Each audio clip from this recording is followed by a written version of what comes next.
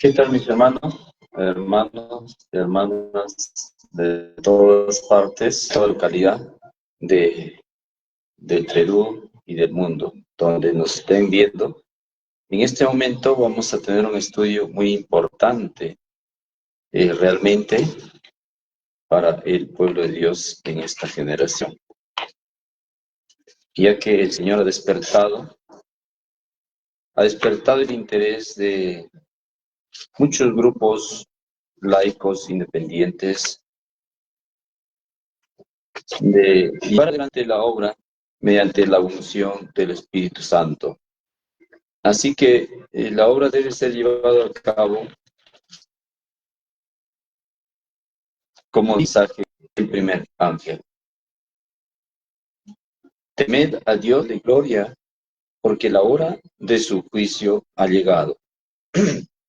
Así que ese mismo mensaje que está, queridos hermanos, en el libro de Apocalipsis, viene desde el principio de la creación del mundo, ¿ya?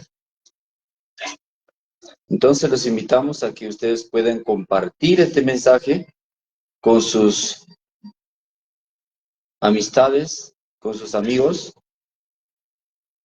y invitar a que se unan a esta plataforma.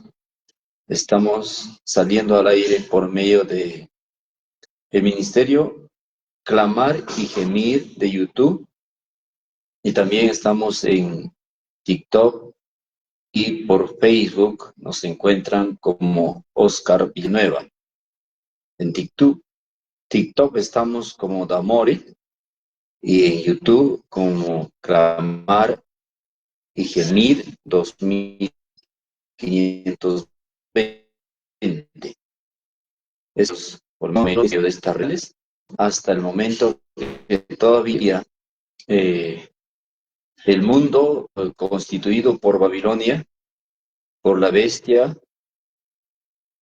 el dragón falso profeta, todavía no están prohibiendo. Muy pronto se van a prohibir las redes sociales para que no se escuche la palabra de Dios por ningún medio social.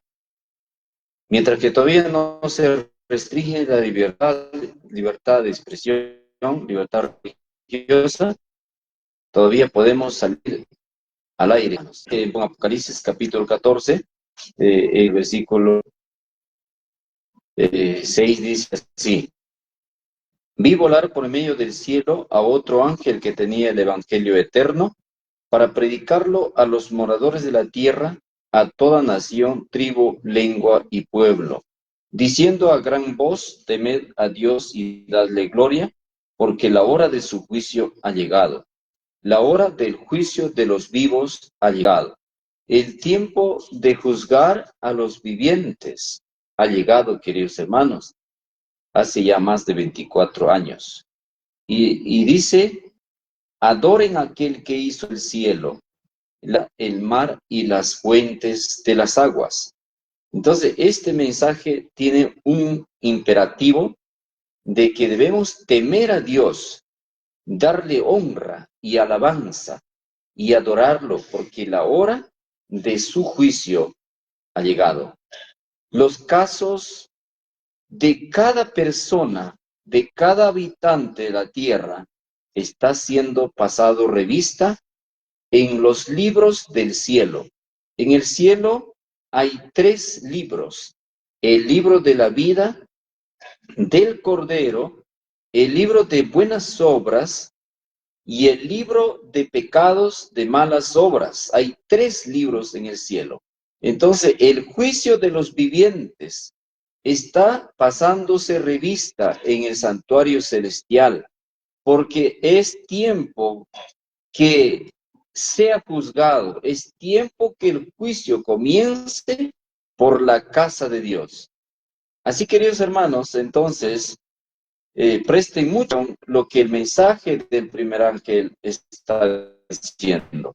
Temed a Dios y dadle gloria, porque la hora del juicio ha llegado. Adoren a aquel que hizo el cielo, la tierra, el mar y las fuentes de las aguas. Y otro ángel le siguió diciendo, ha caído a Babilonia, la gran ciudad, porque ha hecho beber a todas las naciones del vino del furor de su fornicación. Entonces aquí hay dos llamados del mensaje del segundo ángel. Ha caído Babilonia. La primera caída de Babilonia ocurre el 11 de septiembre del año 2001, cuando comienza el juicio de los vivos. Y la segunda caída de Babilonia será cuando se da el decreto dominical nacional en Estados Unidos. Entonces Babilonia habrá caído completamente, haciendo beber el vino del furor de su fornicación, que son la santidad de su día de reposo, que obligarán a todo el mundo a reverenciar, a descansar el día domingo, un día común y corriente que no es sagrado, y es obligado a que todos descansen ese día como la marca de la bestia.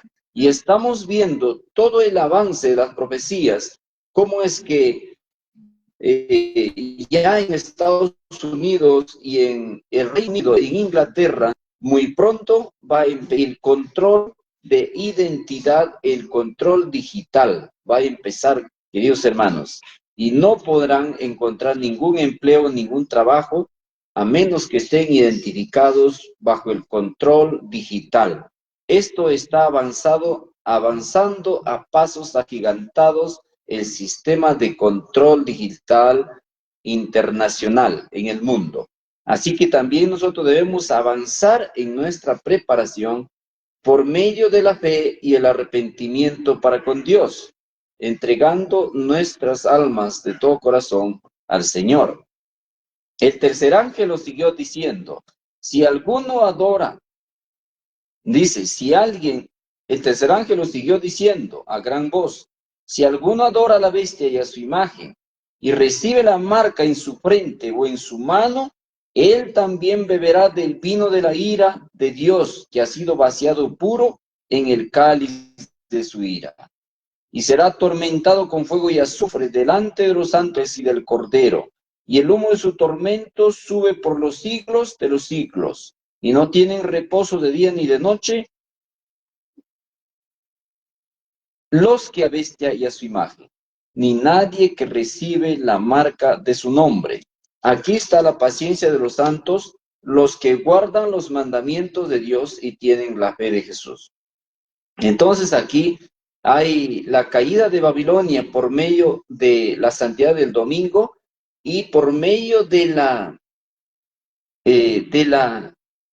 de la doctrina que ha hecho ver al mundo entero que todas las iglesias, todas las organizaciones creen que los muertos después que mueren siguen viviendo. Todos creen que los muertos cuando son malos se van al infierno y cuando son buenos se van al cielo, a la gloria. Inclusive por ahí personajes de gran renombre político eh, creen sus seguidores que cuando mueren están en el cielo. Y eso es una mentira de Satanás, queridos hermanos. Nadie, sea bueno o sea malo, nadie se va al cielo. Todos se van al cementerio. Ahí descansan hasta que el Señor Jesús venga y lo resucite. Porque dice a la final trompeta, y sonará la trompeta, y los muertos en Cristo resucitarán primero. Pero aquellos falsos maestros, falsos profetas enseñan que cuando uno se muere se va al cielo. Y esa es una mentira, queridos hermanos. Eso es una mentira.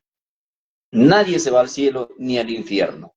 Entonces, esas herejías, esas mentiras, ha hecho Babilonia que beba todo el mundo. Por eso dice que ha caído Babilonia, porque ha hecho beber el vino del furor de su fornicación a todas las naciones. Por eso serán castigados, dice, si alguien recibe su marca, su número o su nombre. Babilonia está constituido por tres poderes: por la bestia, el dragón y el falso profeta. La bestia es un gigantesco sistema de falsa religión que está inundando el mundo. Un gigantesco sistema de falsa religión que está inundando el mundo. ¿Ya? Ese es uno. Y el falso profeta está constituido por las iglesias que un tiempo fueron puras, pero que están siguiendo las tradiciones del gigantesco sistema de falsa religión. El gigantesco sistema de falsa religión es la Iglesia Católica Apostólica Romana, la Iglesia de Roma. Ese es el gigantesco sistema de falsa religión, o la bestia de 7 cabezas y 10 cuernos. Y el falso profeta está constituido por todas las iglesias evangélicas que nacieron en los Estados Unidos, pero que siguen las tradiciones y las enseñanzas de la Iglesia Católica Apostólica y Romana. Una de esas enseñanzas es la santidad del domingo. Muchos evangélicos creen que el domingo es el día de descanso, es un día santificado, porque Jesucristo resucitó en ese día. Y esa es una mentira de Roma que ha engañado a todas las iglesias. La bestia es la iglesia dominical. Muy bien, Joel Benjamín. Te felicito, hermano. Exactamente, eso es. Correcto. Acá damos crédito a las opiniones que están a la luz de la palabra de Dios. Entonces, el falso profeta son las iglesias falsas que siguen las enseñanzas de Roma. Por ejemplo, la inmortalidad del alma es una falsa enseñanza. Eso no enseña la palabra de Dios. Nadie es inmortal en esta tierra. Todos somos mortales. Todos cumplimos un tiempo de existencia en esta tierra y luego desaparecemos para siempre hasta que el Señor Jesús venga en su misericordia. Si hemos creído, nos resucitará para vida eterna. Y si hemos rechazado, no hemos creído, entonces resucitaremos para la perdición y el suplicio y el castigo eterno. Esa es la enseñanza correcta de la Biblia. No hay ningún ser humano que sea inmortal. La palabra dice que el único inmortal invisible es Dios. No hay ningún ser humano que sea inmortal. Así que si alguien cree que el alma es inmortal, el enemigo, Satanás, lo ha engañado. La falsa doctrina se ha metido y lo ha engañado. Y así ha caído en el vino de Babilonia. Otros creen que Jesús nació el 25 de diciembre. Ese es otro engaño del gigantesco sistema de falsa religión. Ese es un engaño de la Iglesia Católica Apostólica Romana. Esa es una mentira. En la palabra de Dios no encontramos la fecha en que el Señor Jesucristo haya nacido. Eso no está ahí. Si usted va y estudia, encuentra que el 25 de diciembre, en las historias de las civilizaciones, hay mitos y leyendas que nació un hombre llamado Tamuz, el entenado, se puede decir, el entenado de Nimrod, el hijo de Semiramis. Ese Tamuz, el dios de los sidonios, el dios de los antiguos babilónicos, nació el 25 de diciembre, lo que muchos celebran como la natividad, la Navidad, el nacimiento de Jesús. Pero esa es una herejía, eso es un engaño, queridos hermanos. No se dejen engañar. Tantas tradiciones, por ejemplo, el rosario, rezar el rosario, creer en los muertos, queridos hermanos, creer que en noviembre se celebra el Día de los Muertos. Los muertos no tienen día ni noche. Los muertos no desean nada, están descansando y no se les debe molestar porque están descansando. Los huesos de los muertos se están pudriendo. Si están frescos, los gusanos se han comido.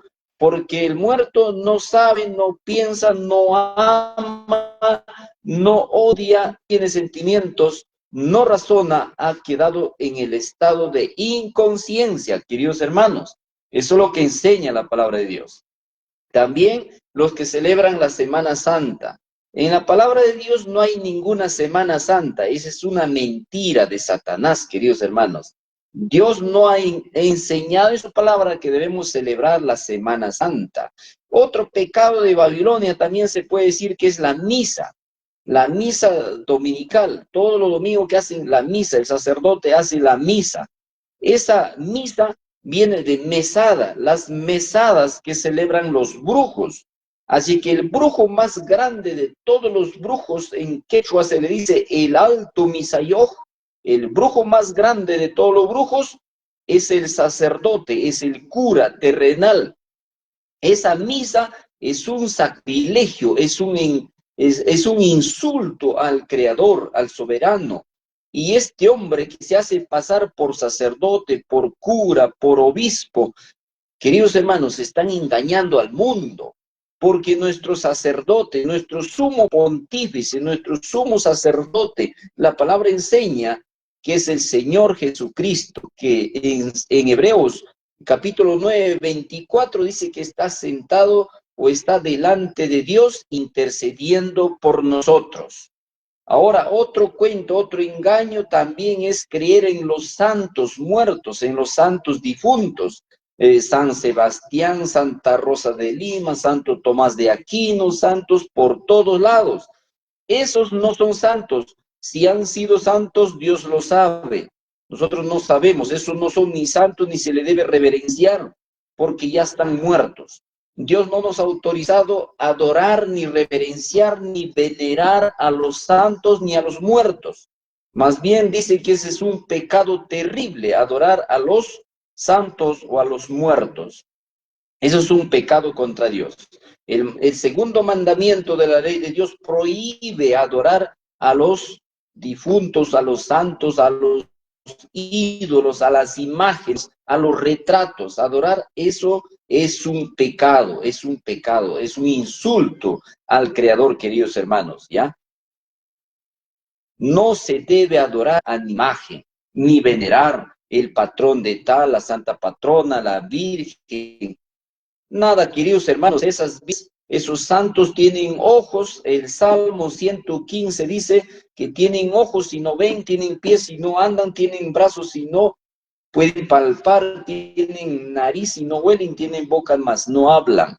Todos esos santos son enseñanzas y tradiciones de los paganos, queridos hermanos. La Iglesia Católica Apostólica Romana es pagana, una iglesia que enseña mentiras, que está en rebelión contra las enseñanzas de la Biblia. Así que en vez de descansar el día sábado, que es un día sagrado, ha ordenado en su catecismo a descansar el día domingo. Entonces, eso no es correcto. El mensaje que está en Apocalipsis 14, que es el mensaje del primero, segundo y tercer ángel, ese mensaje, queridos hermanos, está también está, queridos hermanos, desde la creación. Veamos en Génesis capítulo 3, en el versículo 15, queridos hermanos. Y Jehová, Dios, dijo a la serpiente: por cuanto esto hiciste, engañaste a Adán y Eva, la serpiente, maldita serás entre todas las bestias, entre todos los animales de campo, sobre tu pecho andarás y polvo comerás todos los días de tu vida. Esos todos los días de la serpiente que va a engañar al mundo es solamente 6,000 años. Escuche bien, 6,000 años, escuche, 6,000 años solamente esta serpiente va a engañar al mundo. Y esos 6,000 años están a la vuelta de la esquina. No pasa más de 5 o 10 años estos 6,000 años. No pasa. Esto se cumple, hermanos. Esta es la última generación que está viviendo en esta tierra. Somos los últimos que estamos viviendo en esta tierra. Este mundo se acaba muy pronto. Estamos llegando a la culminación de la vida de la serpiente. Y el Señor dijo en el principio: pondré enemistad entre ti y la mujer, entre tu simiente y la simiente suya. Esta te herirá en la cabeza y tú le herirás en el calcañar. Desde el principio, cuando el hombre cayó en pecado, entonces, queridos hermanos, Dios puso una pelea, Dios puso una riña, un conflicto entre el bien y el mal, entre la serpiente y la mujer, entre la simiente de la serpiente y la simiente de la mujer. Ese conflicto de todos los hijos es una entre Cristo y Satanás. Es una guerra. Y esa guerra está a punto de cumplirse, a punto de terminar.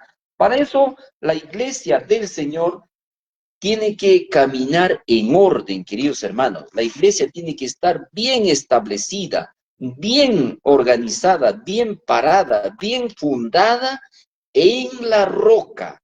Jesucristo dijo en Mateo 16, 18, y sobre esta roca edificaré mi iglesia. Pero la iglesia católica dice que la roca donde está edificada la iglesia es San Pedro.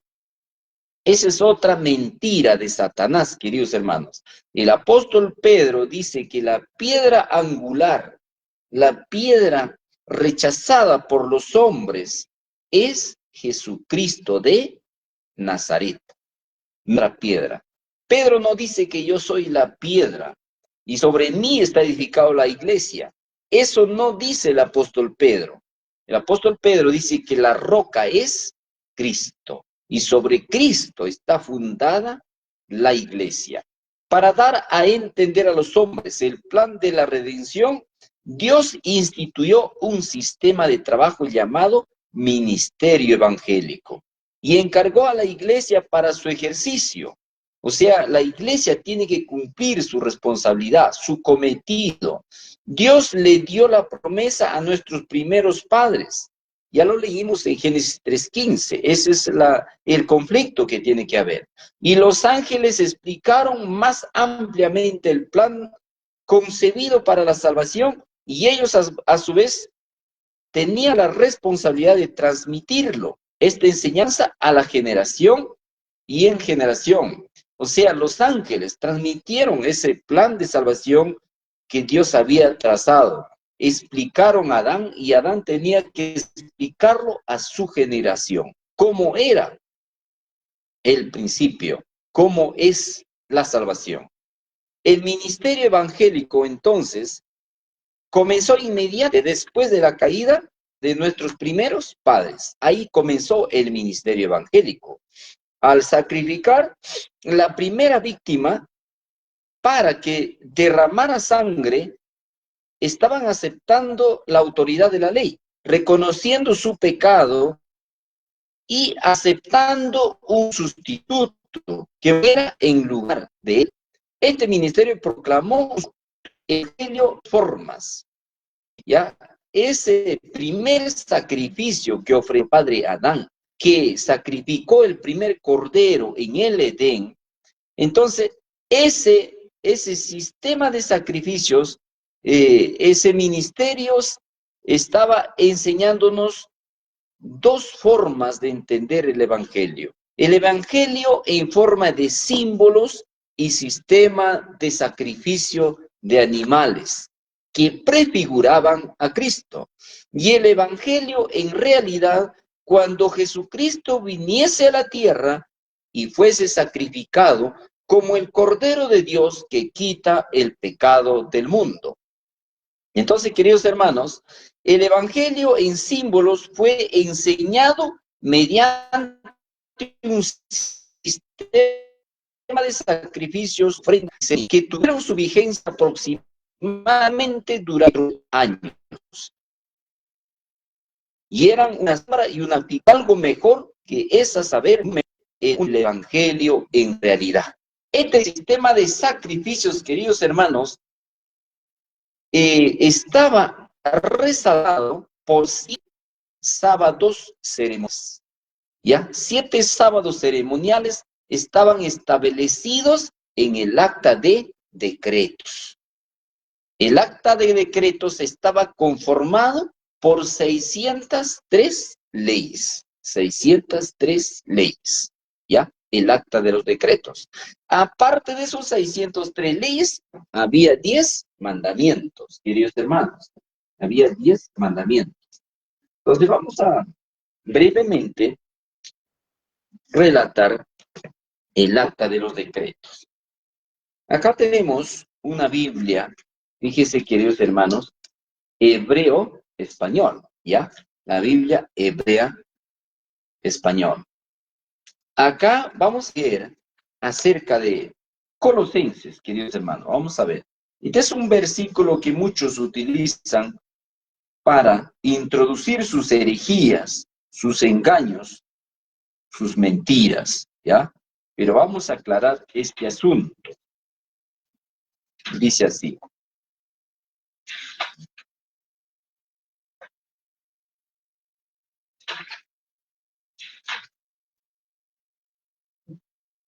Colosenses, capítulo 2.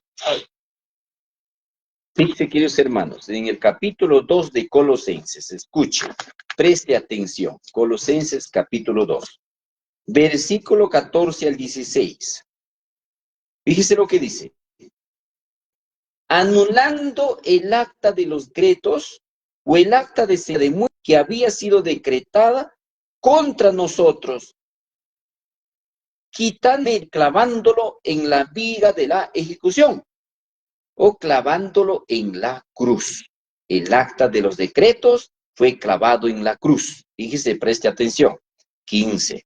Y al haberse despojado de su cuerpo, denunció a las potestades y autoridades por medio de su vida y los puso en vergüenza públicamente, y al triunfar sobre ellos, en ella, triunfando en la cruz, Cristo abolió el sistema del acta de los decretos, ¿ya?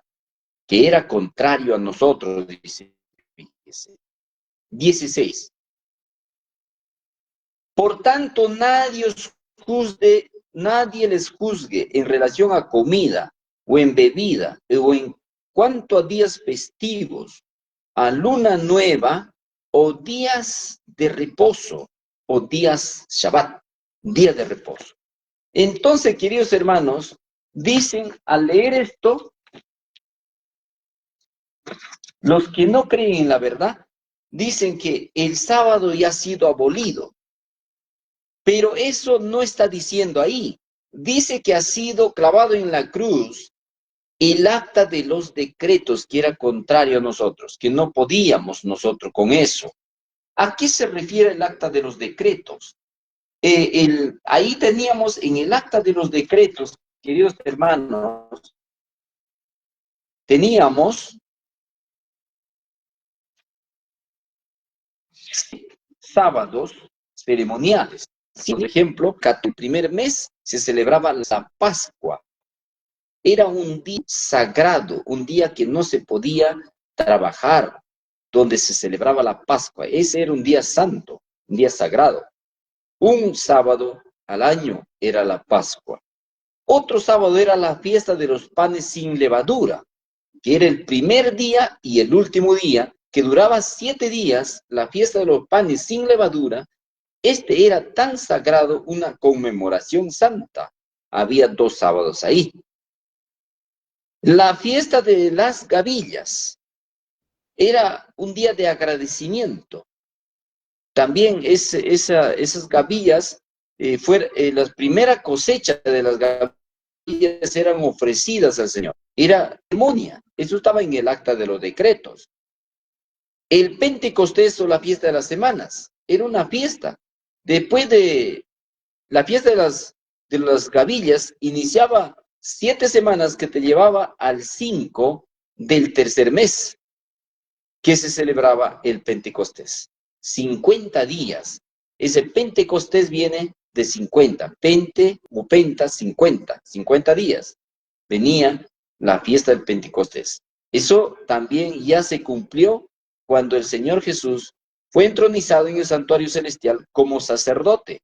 50 días después que Él se fue al cielo, entonces derramó el Espíritu en la lluvia temprana a los 120 discípulos en aquel tiempo. Las trompetas que se tocaban también, las trompetas, 10 días antes del juicio. Este toque de trompetas también ya ha iniciado, queridos hermanos. El toque de trompetas inició en 1844. Hubo un toque de trompetas, ¿ya? Que anunciaba la llegada del juicio. Y en ese año 1844 inició el juicio de los muertos. Y luego es el juicio. El 10 del séptimo mes era el juicio. También era otro sábado. Ya, ese juicio, la palabra enseña que el juicio del tiempo de juzgar a los vivos también ya ha llegado, hace 24 años. El tiempo de juzgar a los muertos empezó hace 184 o 180 años. Empezó el tiempo de juzgar a los muertos, justos. Pero ahora estamos en el tiempo del juicio de los vivos. Y la fiesta de los tabernáculos o cabañas. Esa fiesta de los tabernáculos o cabañas, queridos hermanos, todavía está reservado para el tiempo del fin, ¿ya? Eso está reservado cuando el Señor Jesús venga, entonces iremos a las mansiones celestiales. Y la fiesta de las cabañas, represiones celestiales. La Pascua representa el sacrificio de Cristo. Los panes sin levadura representa la vida sin pecado de Cristo, que obedeció perfectamente la santa ley. La fiesta de las gavillas representa la resurrección de nuestro Señor Jesús, como las primicias de todo lo que han muerto. Él resucitó. La fiesta de las semanas representa la llegada de la lluvia temprana y tardía, la llegada del Espíritu Santo. Y la fiesta de las trompetas, que representa el mundo musulmán en la profecía. El mundo musulmán que despierta a las vírgenes que están dormidas. La profecía que despierta a las vírgenes dormidas. La llegada del juicio.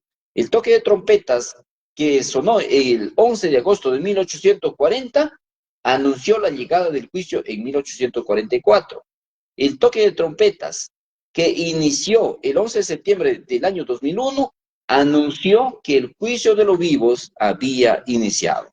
Así que el evangelio en símbolos fue ofrecido durante 4,000 años hasta que el Señor Jesús vino y cumplió con ese sistema de sacrificios, como el Cordero de Dios que quita el pecado del mundo.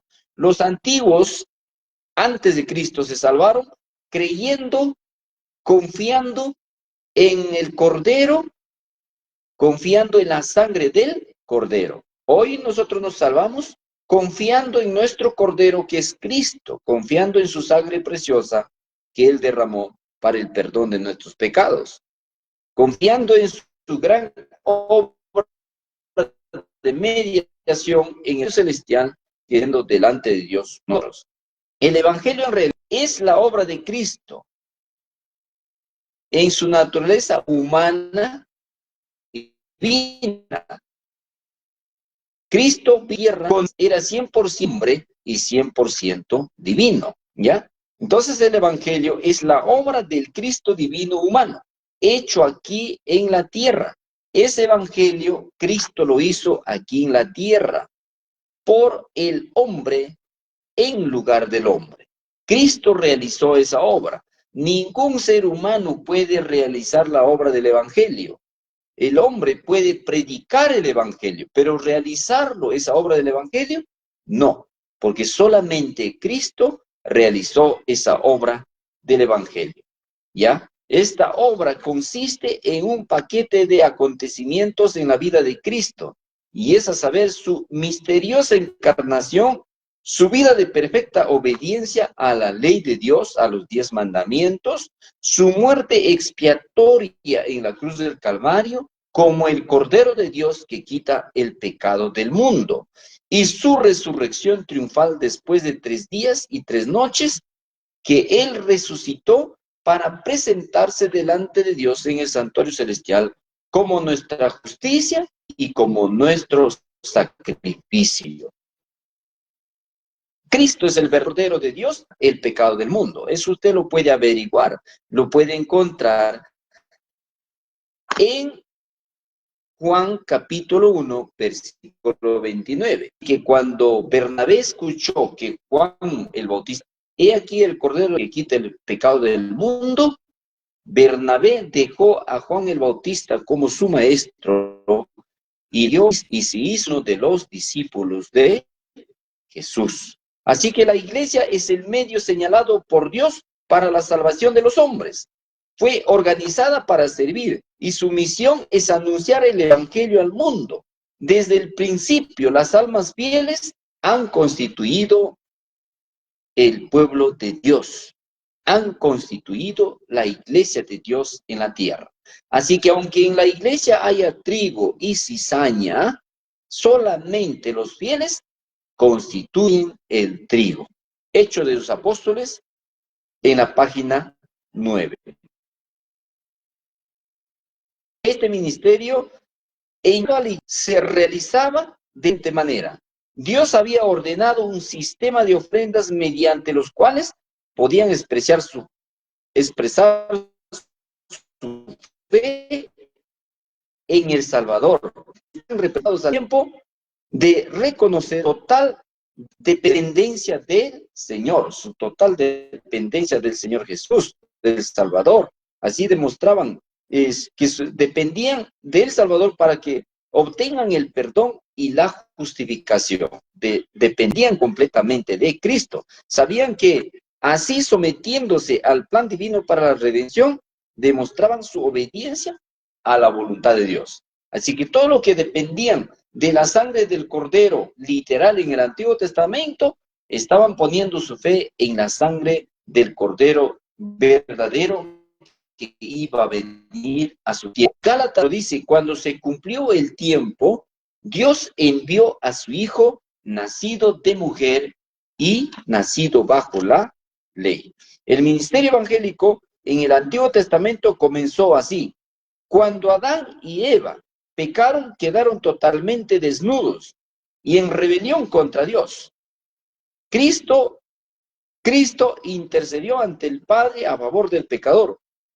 Mucho tiempo duró esa comisión en el consejo de paz, en el acuerdo de paz entre el Padre y el Hijo, es cuando se acuerda cómo salvar al hombre de su caída. ¿Cómo salvar? Eso lo celebraron en un acuerdo de paz que realizaron el Padre y el Hijo. Zacarías capítulo 6, versículo 13. Ahí dice así: fue por del hombre caído.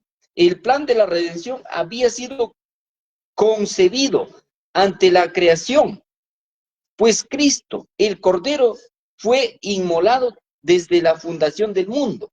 Dios iba a manifestar en Cristo y reconciliar al mundo en Cristo. Cristo es el Cordero de Dios que fue inmolado desde antes de la fundación del mundo. Antes que existiera el pecado, existía un mediador, existía un sustituto, aquel que se ofreció en los días de la eternidad ser nuestro sustituto, nuestra garantía, nuestro mediador. Él viene desde antes de la fundación del mundo. A Él sea la gloria y la honra para siempre. La fe en el Redentor prometido debía manifestarse en el sacrificio de animales ordenados por Dios para que fuese para el pecador un recuerdo perpetuo, un penitente reconocimiento de su pecado y una confesión de su fe en el Redentor prometido. Aquellos se vivieron antes de Cristo, antes que viniese el Señor Jesús. Entonces, ellos confiaban en la sangre del Señor Jesús, confiaban en su sacrificio, confiaban en su sacrificio. ¿Ya? A ver, un segundo, queridos hermanos.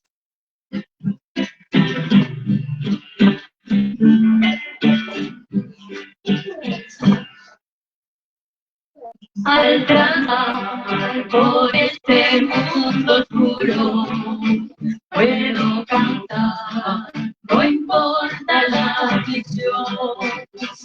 Al caminar hacia el buen sendero, porque mi hogar está en el más allá. Quiero cantar, seguir cantando alegre, con fervor, confiando en su bondad, hasta llegar a la ciudad hermosa que mi Señor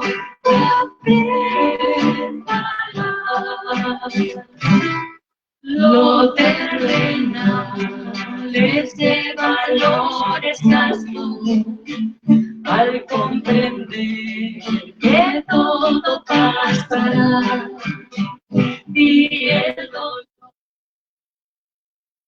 Continuamos, queridos hermanos.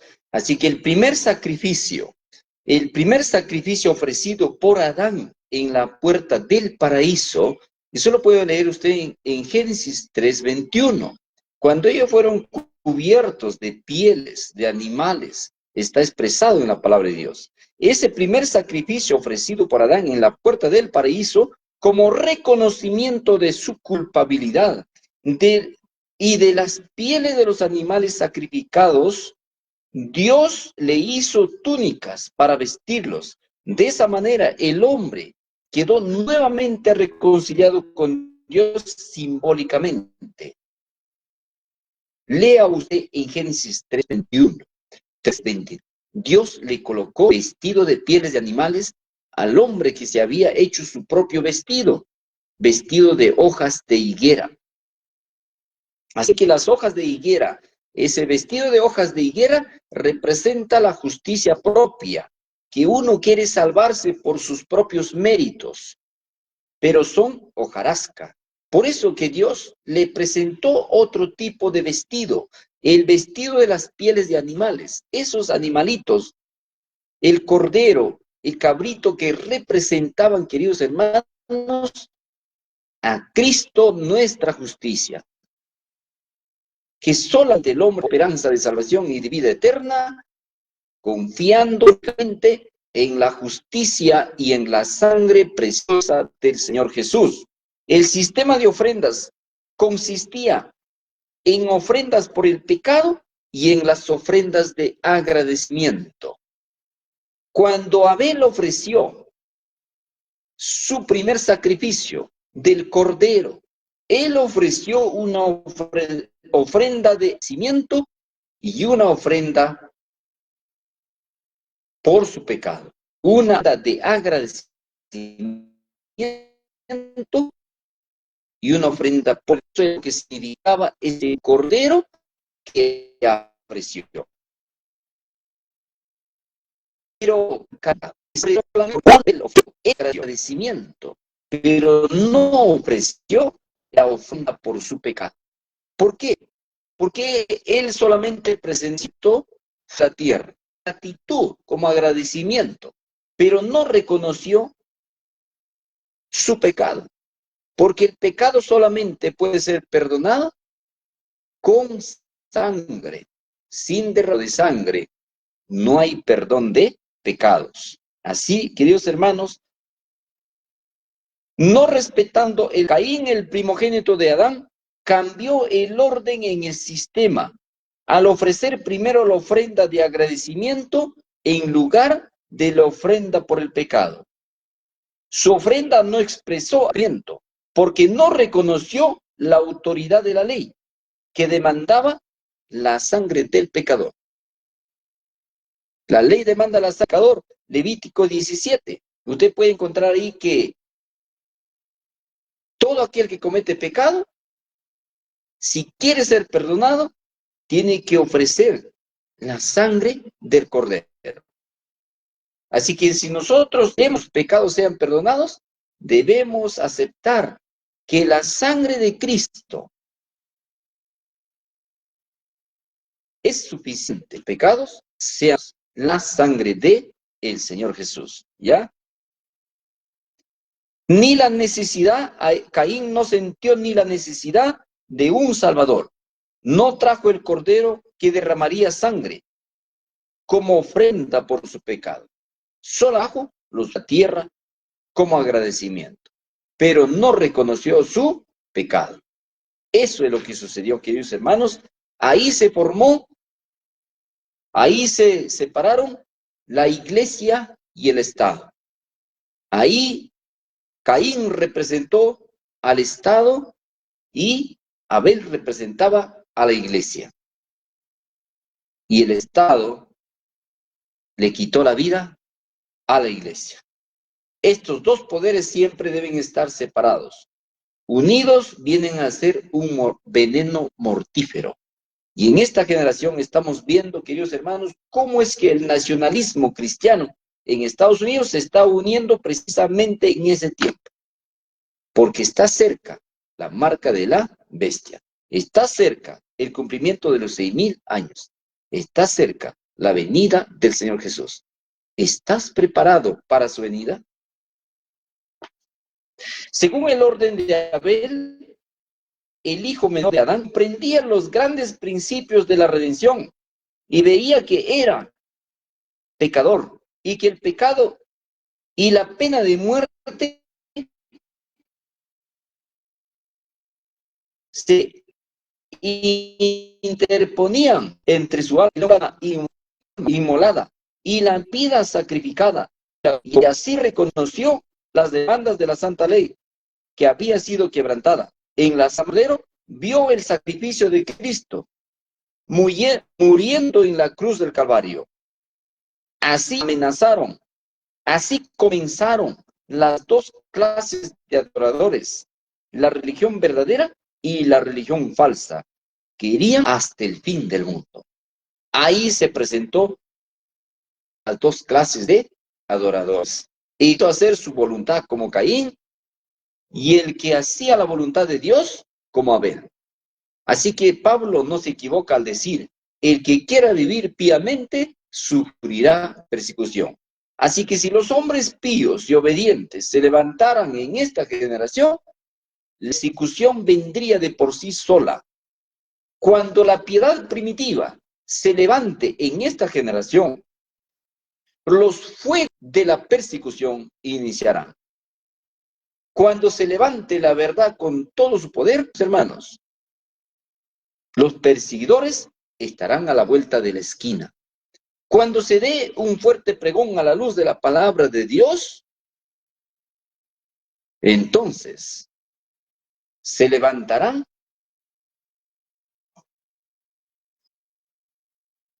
multitudes contra los fieles.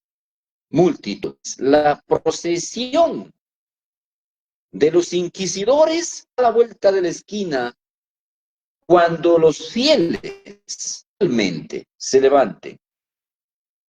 El ministerio evangélico avanzado de generación en generación, Dios ha observado un remanente en medio de una prevalencia La luz de la verdad nunca se apagó por completo. Los siervos fieles de Dios han proclamado la verdad aplicable para cada generación. Para cada generación han habido fieles. En toda generación los fieles fueron sacrificados. Los fieles en su vida para defender la verdad. Dígame usted, ¿no fue acaso Moisés seguido por causa de la verdad? Sí, por causa de la verdad, hasta el faraón quiso matarlo. ¿No fue David perseguido por causa de la verdad? Su suegro, Saúl, quería asesinarlo. ¿No fue Isaías el profeta cortado con serrucho por causa de la verdad? Sí. ¿No fue Jeremías echado a un pozo para ser ahogado por causa de la verdad? Sí, sus propios hermanos lo echaron a un hueco, a un silo, por causa de la verdad. ¿No fue Zacarías asesinado entre el altar y el santuario? Sí, Zacarías fue asesinado. ¿No fue Pablo el apóstol cortado la cabeza por causa del evangelio, por causa de la verdad? Cristo dijo, yo soy el camino, la verdad y la vida. Yo he venido para dar testimonio acerca de la verdad. Y por eso le crucificaron. Al Señor Jesús le crucificaron por decir la verdad. ¿Y por qué mataron a Pedro? Por decir la verdad, crucificado cabeza para abajo. ¿No le echaron acaso al apóstol Juan en una tina de aceite hirviendo, pero no pudieron matarlo? Salió más joven que antes.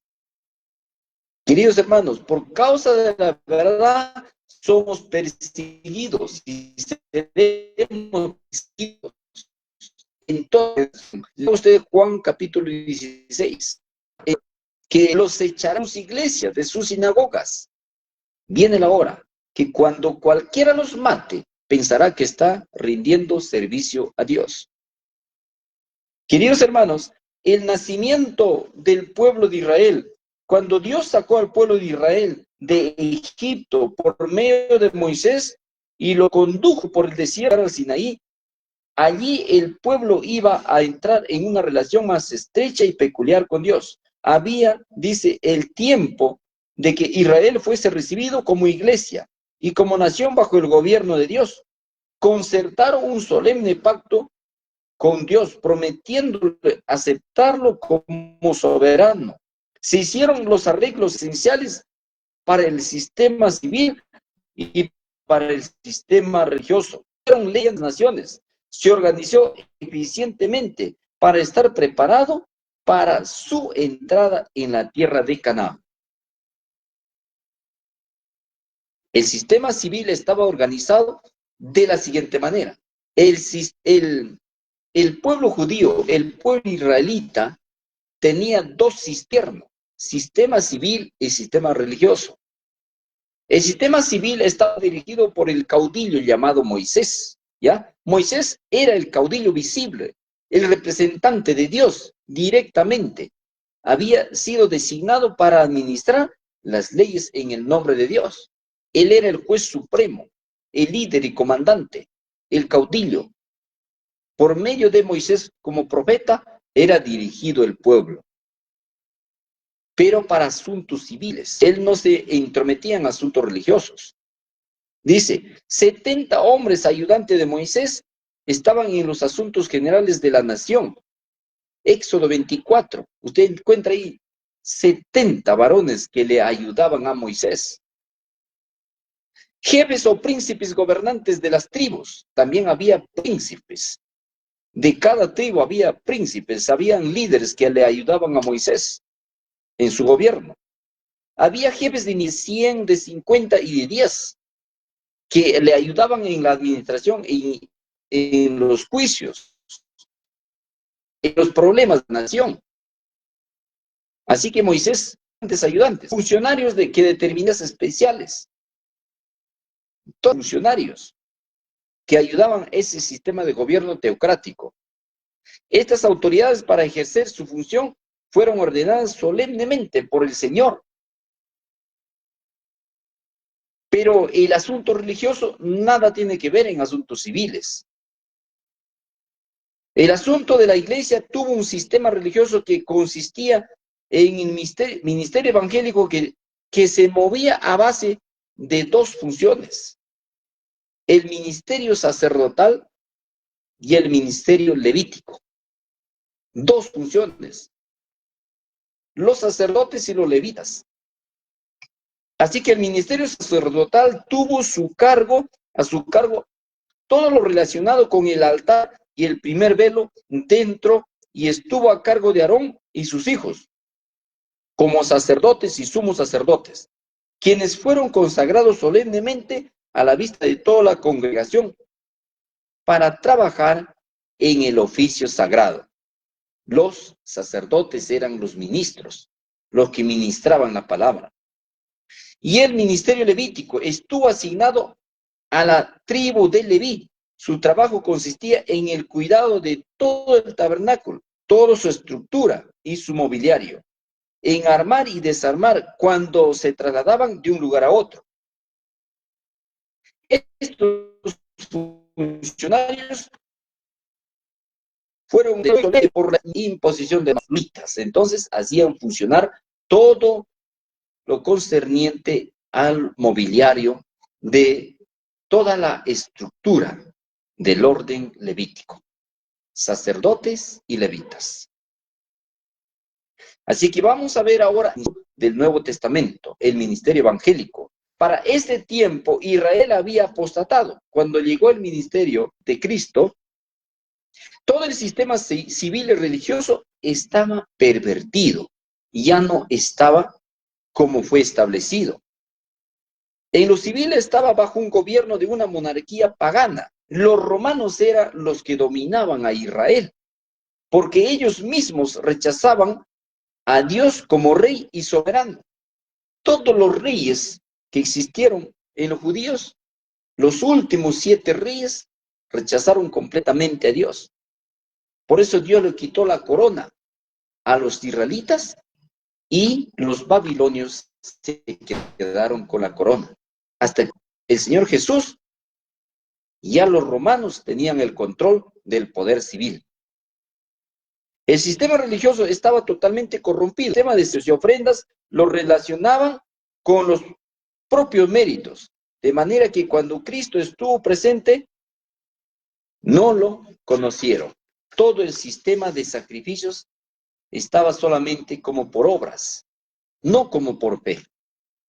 Pues por eso los que vinieron, cuando vino Cristo, los que estaban por obras, hacían sacrificios, en vez de confiar en la venida de aquel que era Cristo, que esos sacrificios representaban a la venida del Mesías, se habían olvidado que todo el sistema de sacrificios lo confiaban como sus propios méritos. Estaba entonces pervertido, no fue principio. El anuncio que durante 4000 años se había hecho por los profetas, el sistema sacerdotal, a través de los ritos y sacrificios y ofrendas del Antiguo Testamento, ahora habían llegado a la realidad.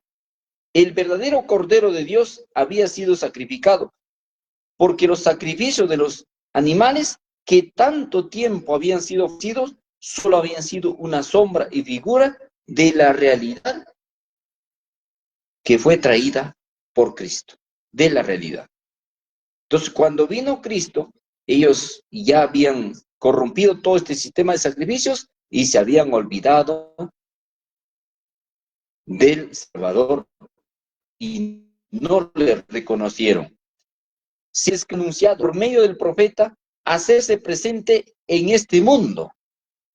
Dios decidió enviar a su Hijo a este mundo. Él era el Dios con nosotros, que vino a manifestarse, a manifestar su hombre, su amor y su grandeza y su majestad. Para eso vino el Señor Jesús. Estando en el escenario de este mundo, dijo: el tiempo del reino de Dios se acerca, arrepentíos y creed en él. Pero a los suyos vino y los suyos no le recibieron.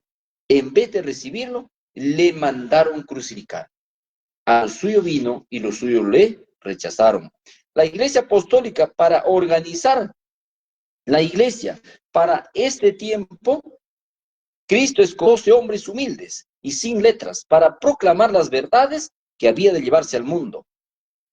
Para cumplir esta delicada misión, fueron educados durante 3 años y medio por el más grande maestro que había en el mundo, conocido alguna vez. 3 años y medio, 1260 días. Cristo educó a estos apóstoles para que sean los fieles evangelistas en el mundo. ¿Cuántos años estás siendo educado por Cristo? ¿Cristo te ha educado o te están educando tus maestros a su manera? Si no te está educando Cristo, entonces estás perdiendo el tiempo. Así estés 30 años. No conocerás, si aunque estuviéramos 50 años, no conoceremos al verdadero maestro. Si por nosotros, por nuestra propia voluntad, no le buscamos. Después de haberlos educado, los oró para que, uniendo sus talentos y sus habilidades, pudieran llevar la obra adelante. Los 12 apóstoles. La ordenación, después de haberlos instruido Cristo, los dedicó solemnemente a la obra, para la cual los había llamado. En ese primer paso, en la organización de la iglesia cristiana, Cristo había ordenado a 12 para el ministerio, que es el ministerio de la palabra. Pero era de gran necesidad que alguien se encargara de las necesidades e intereses de la reciente iglesia. Para este puesto fue designado Judas Iscariote, el desempeño del cargo de tesorero. Así es que, queridos hermanos, cuando Cristo vino, su ministerio estaba organizado de 2 maneras: el ministerio de la palabra y el ministerio de economía. Con eso, la obra de Dios iba adelante. Con el ministerio de la y con el ministerio de economía. Habían apóstoles que llevaban la palabra y también había un tesorero que llevaba la palabra. Y cuando Cristo se fue, los discípulos nombraron a sus diáconos. Los discípulos nombraron a los 7 diáconos. Los discípulos eran ministros de la palabra y los diáconos eran ministros de economía. Así se estableció la iglesia al principio. Pero por motivo de tiempo, aquí nos vamos a quedar. Este es un estudio maravilloso, queridos hermanos, que les invito a que ustedes puedan seguir la siguiente presentación de este tema tan importante acerca del ministerio de la palabra, el ministerio de economía en el orden evangélico. Los espero en la siguiente presentación. Que el Señor los bendiga.